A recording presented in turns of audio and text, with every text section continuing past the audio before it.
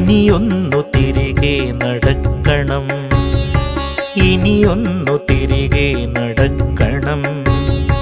വന്ന വഴിയോർത്തോർത്തു പോകണം, ഇനിയൊന്നു തിരികെ നടക്കണം, ഇനിയൊന്നു തിരികെ നടക്കണം.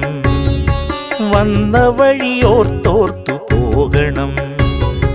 മുള്ളുപതിച്ചൊരാ വേവിൻ്റെ ചൂടുള്ള പെരുവഴിയിലൂടെ തിരിക്കണം, ഇനിയൊന്നു തിരികെ നടക്കണം.